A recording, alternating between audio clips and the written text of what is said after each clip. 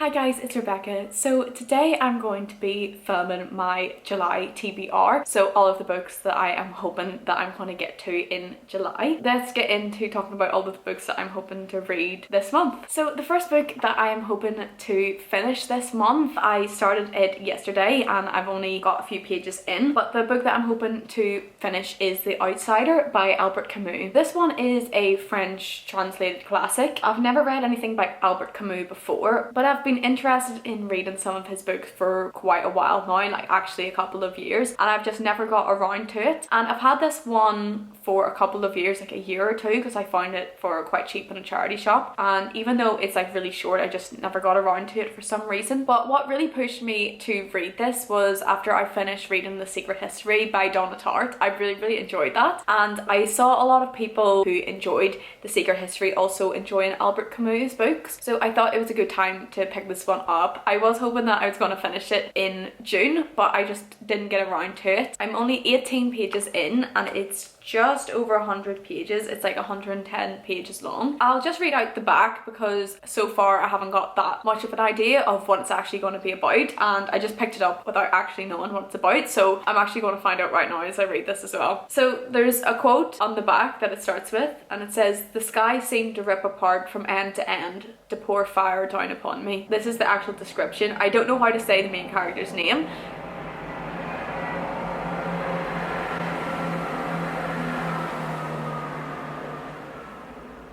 I don't know how to say the main character's name, but I'm going to try. Mersault will not conform. When his mother dies, he refuses to show his emotions simply to satisfy the expectations of others. And when he commits a random act of violence on a sun-drenched beach, his lack of remorse only compounds his guilt in the eyes of society and the law. Albert Camus' portrayal of a man confronting the absurdity of human life became an existentialist classic. Yet it is also a dreamlike, sensual book filled with quiet joy in the tender indifference of the physical world. As it says in the description, this is an existentialist book, and that's what Donna Tartt has been compared to, and I just really want to see where the similarities, people have drawn those similarities. And I know in The Secret History there are some mentions of existentialism and existentialist literature, so I'm pretty sure that Donna Tartt actually was inspired by existentialist literature, such as like the Russian classics. But I'm just gonna start here since it's small and I'm gonna see what I think of it, but I am very excited to keep reading because I'm really intrigued so far. So the next one that I actually want to read is because I'm going to be doing summer slasher reading sprints with my sister and Emily from Emily Kathleen Reads. I'll link her channel in the description. I'll also link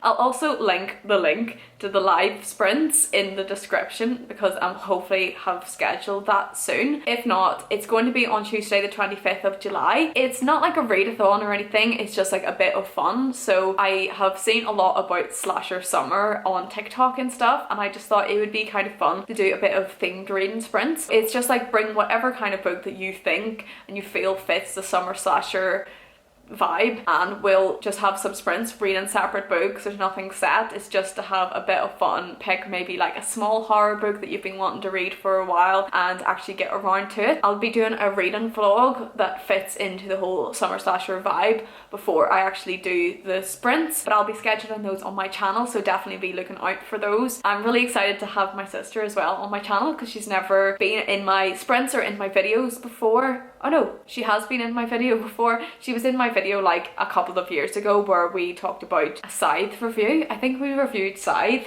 so she has been on my channel before. It'll just be really fun to have her on. So this is one of the books that I'll be reading for that vlog, and that is We Have Always Lived in the Castle by Shirley Jackson. I thought this was a different book. I don't know what I thought this was. I think I thought this was like Haunting of Hill House. Yeah, I thought I had Haunting of Hill House, but I don't.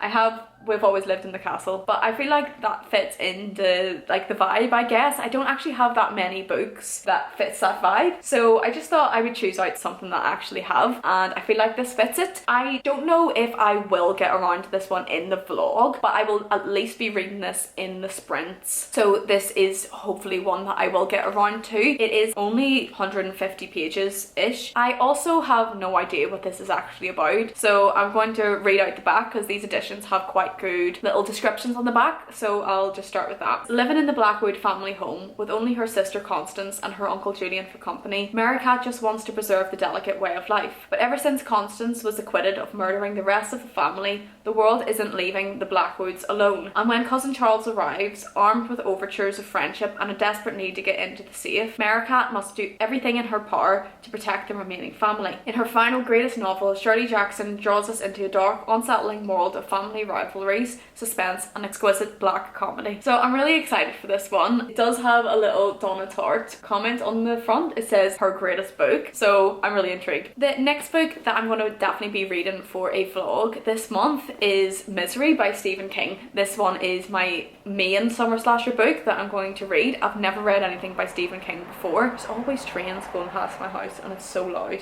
From what I know, it's not really as much on the horror vibe. Like, it's still kind of horror, but it's more like psychological thriller kind of thing. And I think it's about a writer kidnapping somebody or like something like that. Like, I'm not entirely sure what it's actually about, but people have said it's like Stephen King like inserting himself into here. But I'm really intrigued to see what I think of this one, and I'm just really excited to do a reading vlog on it in like preparation for my sprints. And I'm just really excited to see what I think of this and to see what I think of Stephen King's writing. Another one that I probably won't get around to, this is kind of like my backup book if I happen to get the rest of my TBR read, and that one is Stacy Jones and the Six by Taylor Jenkins Reid. Emily got me this book for my birthday, I think like 2 years ago, and I still haven't got around to reading it. I've read Seven Husbands of Evelyn Hugo and I've read Carrie Soto Was Back by Taylor Jenkins Reid. I really enjoyed Evelyn Hugo. I just thought Carrie Soto Was Back was like kind of like average and like borderline kind of boring. People love this one. My sister really thought this was terrible, so I'm like really intrigued to see what I actually think of it. I just thought this was like a bit of a lighter read. Pretty sure it's like told in like interview formatting, so I thought it might be a like faster, fun summary read if I'm reading like quite a lot of horror and more intense books throughout the month. I'll be excited to get around to this one. I just realized that I didn't say what Daisy Jones and the Six is actually about, but I'm pretty sure it's about a band that's kind of based on Fleetwood Mac, and it's about their relationships, and it's told through interviews and goes back to what the band was like and their relationships with each other whenever the band was actually together. From my knowledge of other people talking about it, that's what it's about. Thought that was an easier read to get around to if I happen to need another book. So the next books are ones that I actually will be definitely hoping to get around to. These are ones that I have either on Kindle or on audiobook. The book that I'm currently listening to on audiobook is Conversations with Friends by Sally Rooney. I still am not entirely sure what this one's about because I'm only about an hour into listening to it, maybe a bit more. I really haven't been listening to audiobooks at all recently. I've been like really bad at that. So far, what I can tell, it's about this girl. She's a writer and she does spoken poetry on stage with her friend. They meet this woman who seems to take like an interest in them and is trying to make close friends with them, but she kind of feels uncomfortable around her but starts to develop a relationship with this woman's husband as well. So I think it's just about like complicated relationships, not really knowing where you fit in. I'm just intrigued to see where it's going because it is Sally Rooney. I don't feel like it's not exactly going to have this like big plot. I've never read anything by Sally Rooney before. So far, like the characters are so well developed and I'm really interested in being in the main character's head, so I'm just excited to see where it keeps going from there, and I'll definitely be talking about it in my next wrap up whenever I finish it. So the next book that I'm going to be reading throughout July is A Little Life. I am kind of scared to read this, but I'm really excited to read this. I just hope that I'm actually finally a bit better at buddy reading stuff, because I'm usually like terrible, like I'm dreadful at buddy reading because I'll just not read it and I'll just not stick to the page numbers and it's so bad.